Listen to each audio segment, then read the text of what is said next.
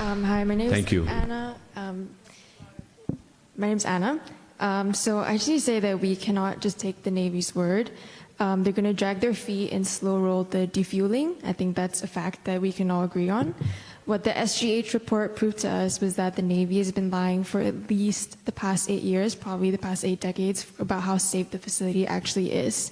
So when I hear 2023, 2024 for defueling, the only words I can think of is it's a mass atrocity, that's violence. When it comes to war making, things can move in a blink of an eye, but when it comes to protecting the people of Hawaii, this Aina and this Vai, it's going to take 2 to 3 years. That's unacceptable. So we can't trust anything that they say. So Congressman Case, when I hear you say that your trust in them has deflated, I will be waiting to hear you be critical of them in hearings when they say it's going to take 2 to 3 years. I will be waiting to hear you say that you reject that plan. So I won't go into more detail about all the systemic factors because my friend Gina here has very thoughtfully laid that out. My question is regarding relocation, which both of you raised. So what are you going to do to ensure that the Navy isn't going to relocate the fuel to threaten another community in the Pacific, whether it's in Guahan, Okinawa, or elsewhere? I'm really sorry. I just couldn't quite hear what you were saying. All of it? Could you possibly maybe come up here, take your mask off, and just repeat your specific question to me, because I just didn't hear it. Yeah. So what are you going to do to ensure that the Navy isn't going to relocate the fuel to threaten another community in the Pacific, whether it's Guahan, Okinawa, etc.? Oh, I see. Well, the Navy does have to relocate the fuel somewhere. There's a lot of fuel there. The Navy's general plans are to use most of it and store some of it.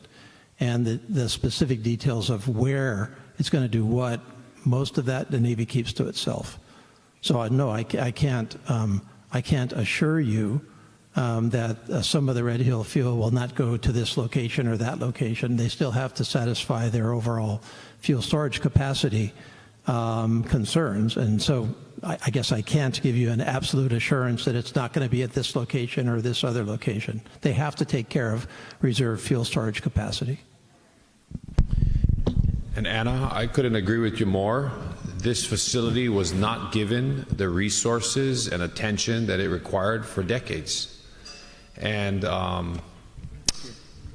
it was because of incidents that happened over decades that we got to this point. And so, you know, we're faced with the reality that we have an independent assessment report that has at least 43 items that are critical items that must be done to the facility. The Navy and the Department of Health have to agree on what those items are and how long those are going to take. Then the Navy has to procure those contracts to make those necessary infrastructure upgrades. Then they can safely be in a position to defuel the facility. Not doing those infrastructure upgrades could make the situation worse. This is according to the independent assessment report. And so I think we need to see what that report says when it's published by the Navy at the end of this month, and then give the Navy and the Department of Health the time they need to come up with the appropriate course of action to move forward.